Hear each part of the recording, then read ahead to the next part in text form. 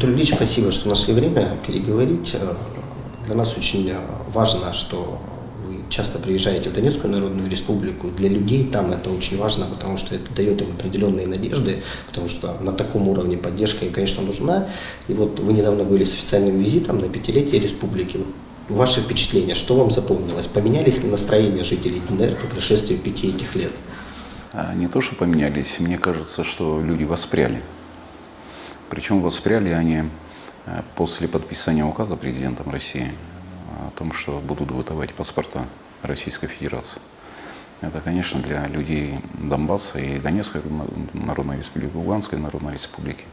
Это серьезный такой стимул для того, чтобы понимать, что люди Донбасса не брошены. И та помощь, которая оказывается, она не просто, скажем так, показать мировому сообществу, что как бы гуманитарная помощь народу, там прочее, это говорит о том, что это, я считаю, неотъемлемая часть вот этого как раз знаменитого и правильного выражения, как русский мир. И, конечно, вот эта радость, она чувствуется, она повсеместна. У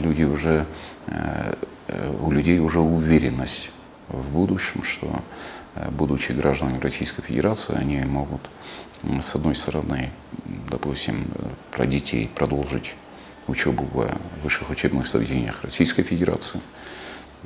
Во-вторых, это для них большой стимул для поездок, потому что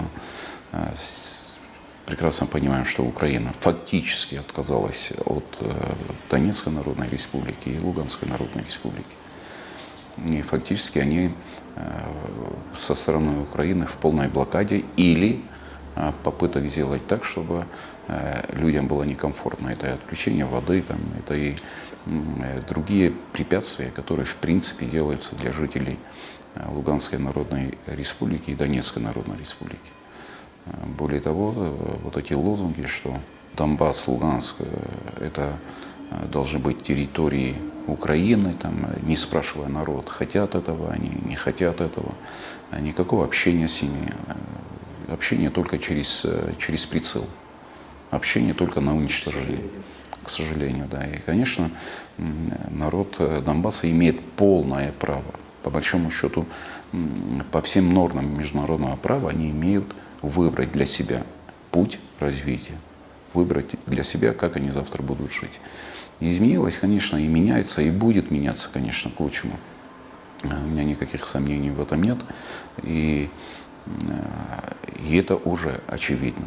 Очевидно, 5 лет прошло, и за эти 5 лет то, что было сделано первым главой Донецкой Народной Республики, который, в принципе, и, как сказать, вселил дух к независимости, к свободе и к отстаиванию своих интересов.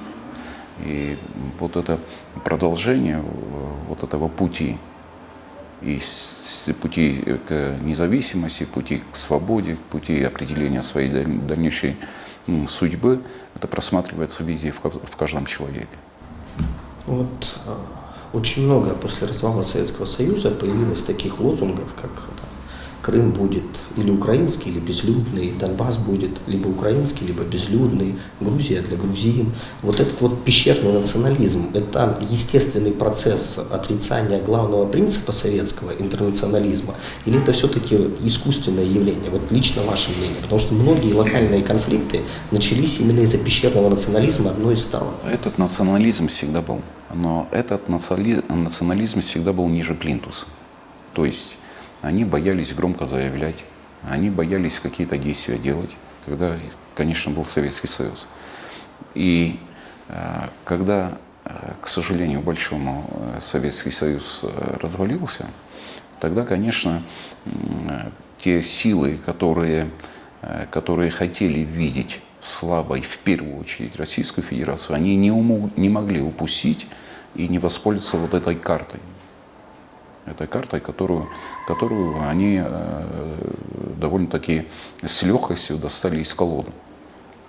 Она видна была, карта была крапленая, как говорят, его видно было. И, конечно же, западные кукловоды не могли этим не воспользоваться, не определить роль для националистов в политике, причем в политике внутренней украинской, которая, в принципе, была как раз таким, скажем так, такой миной замедленного действия, которая взорвала, в принципе, Украину и разбила его на части. Этот процесс, он абсолютно искусственный именно в плане того, чтобы развить этот национализм и фашизм, для того, чтобы создать огромные проблемы, в первую очередь, для Российской Федерации.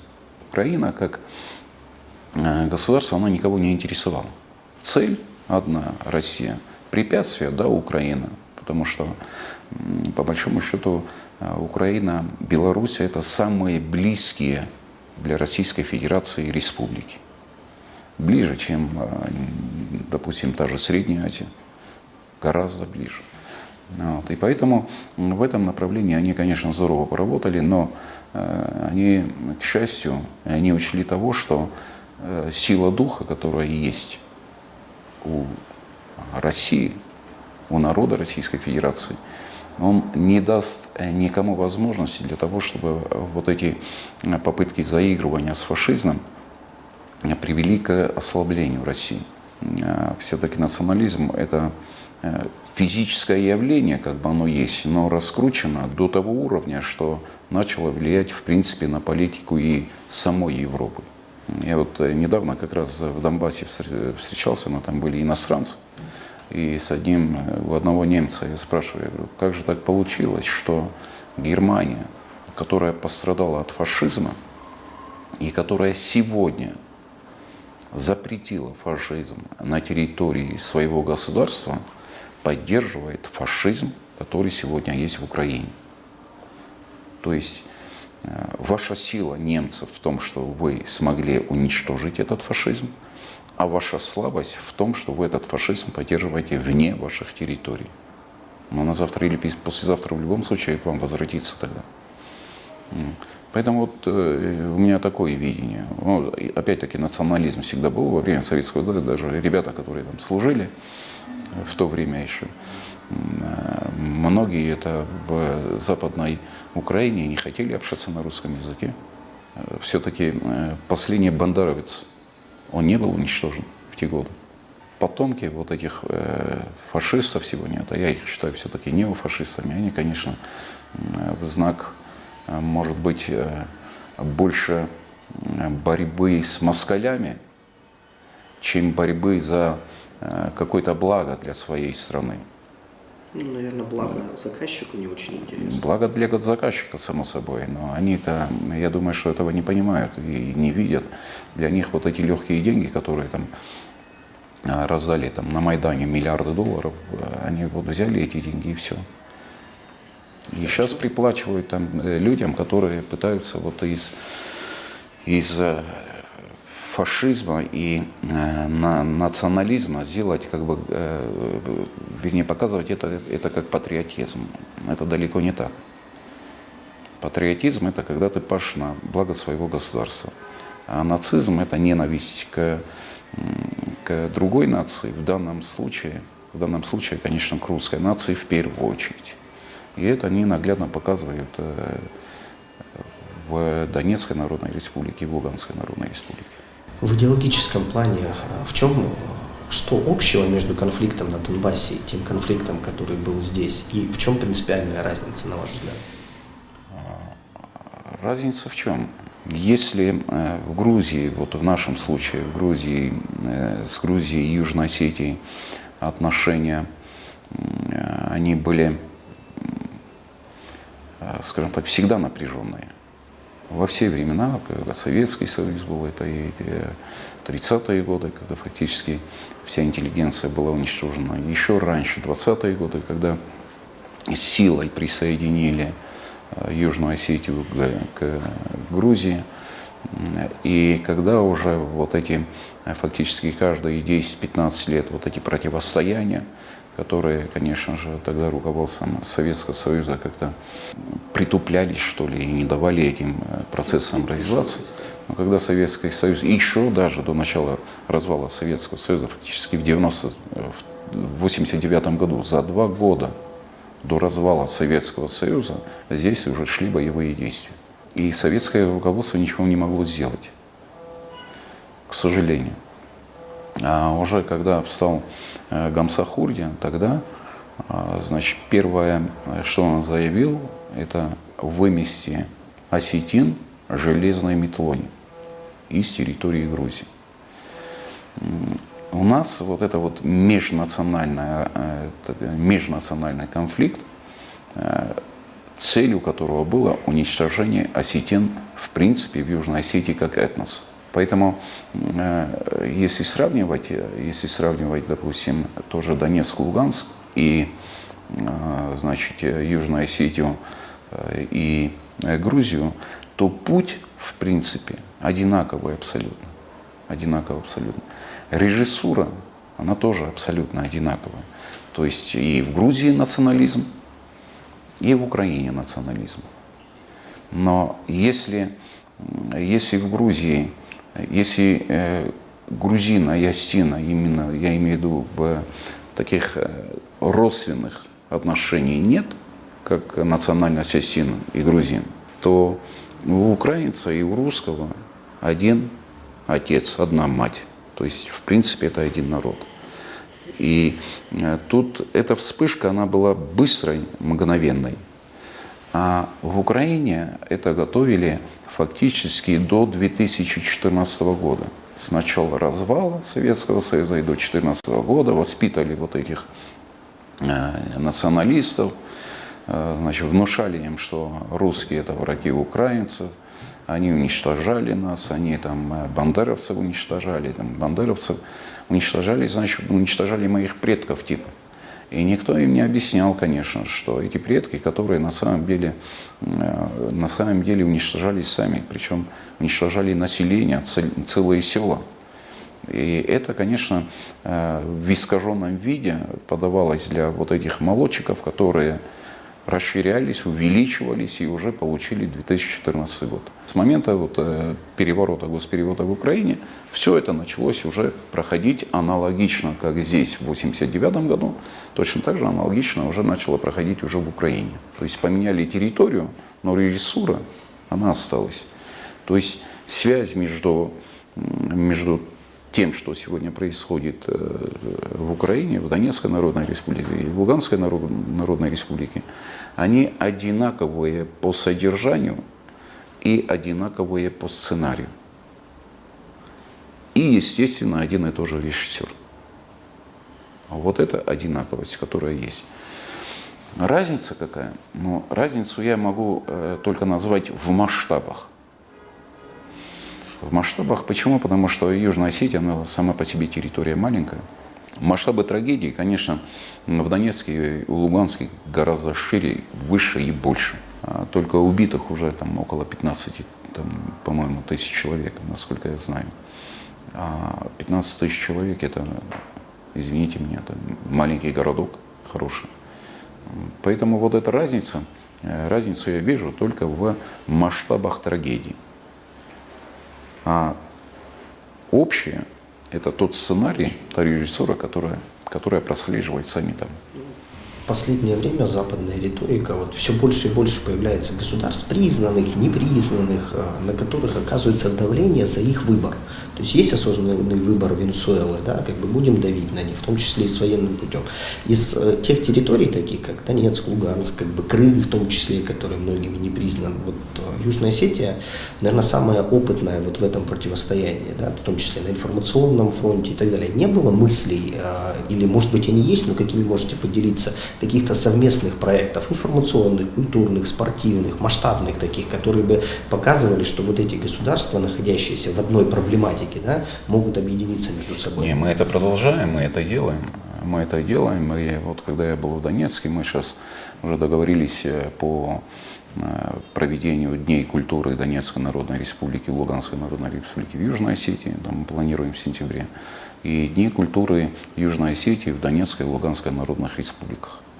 В том числе и в спорте мы договорились, в том числе, в принципе, по всем направлениям. В информационном плане и на тех площадках, где мы встречаемся с нашими коллегами, партнерами, с тех стран, которые нас признали, конечно же, мы доводим информацию и про Донецкую Народную Республику, конечно, информацию доводим и про Луганскую Народную Республику. Мы на сегодняшний день, как бы там ни было, единственное государство, которое признало эти две для нас очень близких и братских государств. Поэтому и в информационном формате, и в формате официальных или неофициальных встреч, там, визитов мы, конечно, продвигаем интересы Донецкой Народной Республики и Луганской Народной Республики, тем более абсолютно четко для себя понимая и осознавая, что мы это обязаны делать. Почему? Потому что в данном случае для этих двух республик, чем мы можем, мы должны помочь. В том числе в информационном плане, в том числе и в продвижении и узнаваемости этих республик и так далее, и так далее. То есть это, можно сказать, наша повседневная работа. Угрозы Южной Осетии, возможное вступление Грузии в НАТО, причем не вступление, наверное, а втягивание, потому что видно, что этот механизм, как и везде, используется именно силовой и навязывает эту историю. И второй момент, не так давно стало известно, благодаря журналистам и достаточно совестливым, наверное, бывшим чиновникам грузинским, да, существование биолаборатории Лугар, которая точно несет угрозу, в том числе и Южной Осетии, и вообще региону в целом. Вот как вы ко всем этим угрозам относитесь, насколько Южная Осетия готова противостоять этим угрозам, и вообще насколько они надуманные, может быть, это там российские СМИ раздувают, да, может быть, нет этих угроз на самом деле? Я думаю, что в первую очередь НАТО угрозу представляет для самого грузинского населения, для самой Грузии. А для Южной Осетии это не угроза. Почему? Потому что у Южной Осетии есть договоренности с Российской Федерацией и подписаны соглашения по обеспечению безопасности Республики Южная Осетия. Фактически Россия является гарантом безопасности Республики Южная Осетия. Тем более мы выработали план контура общей безопасности, который определяет те шаги, которые будут применены в случае какой-либо опасности. В любом случае мы не переживаем от того, что, конечно, как бы нам неприятно, без сомнения, иметь там под брюхом, скажем так, такую организацию, как НАТО. Абсолютно понимая, что если проанализировать на сегодняшний день, где ступила нога солдата НАТО, там война, там хаос, там разруха. И, конечно, это нас напрягает. Но опять-таки, в первую очередь, я думаю, что напрягать и остерегаться, и бояться должно само грузинское население и руководство Грузии. Это один фактор. Второй фактор вот этой угрозы, это, конечно, намного серьезнее, чем солдат НАТО. Это вот эти лаборатории. Без сомнения, то, что там происходит внутри, мы не знаем. И что самое главное, туда никого не подпускают из тех же специалистов российских, которые, в принципе, насколько я знаю, пытаются выходить на те организации, которые этим занимаются, для того, чтобы специалисты посетили эти лаборатории и посмотрели, что там происходит. Если же кто-то туда допускается, то, соответственно, не допускаются в какие-то отдельные части вот этой лаборатории. Непонятно тоже почему. Но то, что были вспышки вот буквально в этом году вот этого гриппа, это, конечно, нас очень сильно напрягло. Откуда-то этот штамм появился, откуда-то появился тоже мраморный клуб в Абхазии. И откуда-то исходит вот распространение вот этих серьезных болезней, которых раньше здесь, в Закавказье, никто и понятия не имел, что есть такие болезни. Кто их вынес? Как это просочилось через за сено этой лаборатории? И какую угрозу представляет в первую очередь опять-таки самой Грузии? И угрозу, соответственно, нам, потому что против этой угрозы уже тяжело устоять. И тяжело предпринять какие-то шаги, превентивные какие-то меры, не понимая даже масштаб. Не понимая, что завтра может быть и какая болезнь выскочит. Будем ли мы готовы к нему? Есть ли противоядие той или иной болезни, которую там, может быть, разрабатывают? Вот это, конечно, большая проблема, поэтому я считаю, что вот эти лаборатории, они представляют большую опасность, чем войска НАТО, которые могут стоять там в Грузии или там где-то еще. А есть инструменты какого-то влияния, давления? Конечно, у Южной Осетии не может быть этих инструментов влияния, чтобы повлиять там на Грузию, чтобы эти лаборатории убрали. В России. Но о России, то, что Россия делает, и то, что Россия предлагает, чтобы это было открыто, чтобы было понятно, что там происходит, но реакции нет и не может быть, тем более, что на сегодняшний день Грузия, какой бы политик там не выиграл, в любом случае в ближайшее время, я не верю, что будет отношение к России более или менее лояльное. Более или менее. Ну, вы как президент Южной Осетии приветствовали бы нормальные конструктивные отношения России с Грузией? Между Россией и Грузией. Послушайте, мы приветствуем нормальные отношения и между Россией и Грузией, и между Республикой Южная Осетия и Грузией. Мы соседи. Мы это приветствуем, мы всегда заявляли, и я, и предыдущие президенты, и руководители Южной Осетии заявляли, да, мы готовы сесть за стол переговоров, но вы должны признать независимость Республики Южная Осетия, вы должны подписать меморандум о неприменении силы против Южной Осетии и должны все-таки признать, что это был геноцид осетинского народа. Геноцид осетинского народа. И этот геноцид, это уже второй этап этого геноцида. Первый они сделали в 20-х годах прошлого столетия. Для этого я считаю, что все-таки нужно политическое мужество.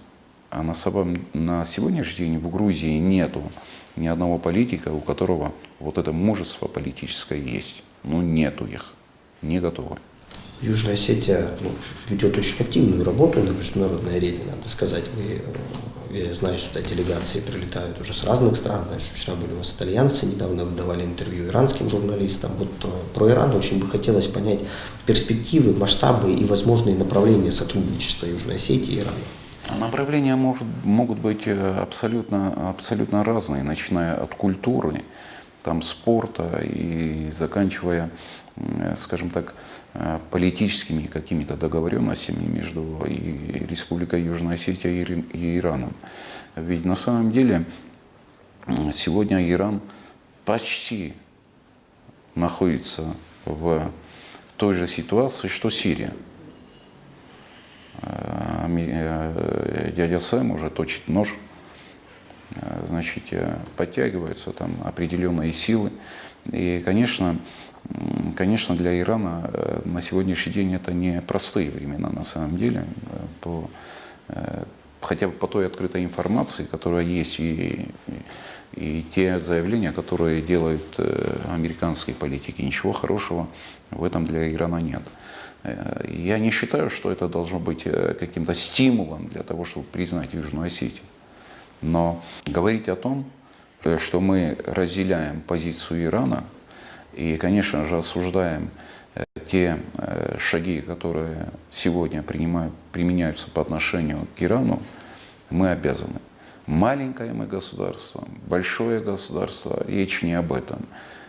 Мы должны заявлять, что это недопустимо. Мы должны понимать, что опять к каким трагическим моментам все это приведет. Это мы видели и в Ливии, видели в Сирии, в Ираке мы это видели. И, конечно, не хотелось бы, чтобы вот этот пожар переметнулся, конечно, и в Иран. Тем более, абсолютно не секрет, что мы родственные народы. Это не секрет. И, соответственно, я считаю, что такие родственные отношения должны расширяться. И я думаю, что будут встречаться наши соответствующие министерства для того, чтобы мы вот это продвигали. Бизнес тот же. Я не могу сегодня говорить, что вот завтра там Иран может признать Южную Осетию.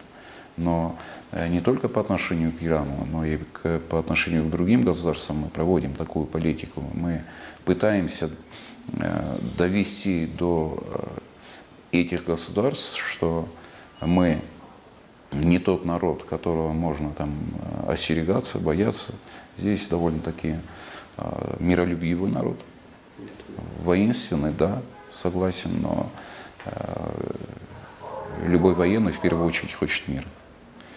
И в этом плане, конечно же, мы заинтересованы в том, чтобы налаживать отношения с Ираном, причем налаживать плотные отношения с Ираном, в том числе, конечно, и с другими государствами, которые разделяют принципы демократии на самом деле, и которые понимают, что вот такими грубыми решениями это не выход из положения, это усугубление этого положения. Поэтому с Ираном, конечно, мы будем налаживать отношения однозначно, равно так же, как и с другими государствами. Что Южная Осетия может предложить инвесторам? То есть что сделано для того, чтобы вот они сюда приходили? Потому что... В принципе, это вы уже сказали все сами, что мы можем предложить. Более того, на самом деле, во времена Советского Союза здесь довольно-таки были серьезные объекты туристические. Санаторно-курортные, да. Да, санаторно-курортные. Туристические базы были. Здесь, в городе, в Ижевском районе. Здесь прекрасные туристические тропы. Здесь прекрасные возможности для бальнеологии. Здесь прекрасные возможности для инвестирования. И налоговое законодательство позволяет бизнесмену быть уверенным, что в безопасности своих вложений, в безопасности своих инвестиций. В принципе, сегодня, если мы еще там несколько лет назад могли говорить, что тяжело входят инвесторы, то сегодня потихонечку они приезжают, смотрят, изучают законодательство Южной Осетии, налоговый кодекс изучают, и потихонечку уже, значит, инвесторы входят. Сегодня один инвестор, значит, занимается садоводством, другой инвестор занимается там виноградарством, и так вот потихонечку они все, как бы, ну не все, а люди, которые уже поверили, что здесь не будет войны, что здесь есть возможности для инвестиций, что есть здесь возможности для того, чтобы производить какую-то продукцию, они потихонечку входят, и это будет продолжаться. Я считаю, что это такой процесс необратимый. Каких отраслевых инвесторов вы ждете? В большей степени, конечно, сельское хозяйство. Огромным инвестором по меркам Южной Осетии является, конечно, швейная фабрика БТК, куда инвестировал как раз Балоев Таймураз Казбекович. Они производят одежду, производят рубашки, костюмы. То есть на сегодняшний день вот это, я могу сказать, самая крупная инвестиция в Республику Южная Осетия. А дальше те, которые после этого пришли, это и производство вина, которое сегодня есть в Южной Осетии, и высадка вот этих яблоневых садов, оно завтра тоже, конечно, даст серьезный стимул для вхождения других инвесторов и реализации их проектов. О чем мечтает президент Южной Осетии? Мечта президента, она может делиться на так, чисто человеческие какие-то мечтания. Да. И как президент я мечтаю о том, чтобы Южная Осетия вошла в состав Российской Федерации, и чтобы осетинский народ наконец-то объединился. Вот это моя самая большая мечта в жизни. Спасибо большое.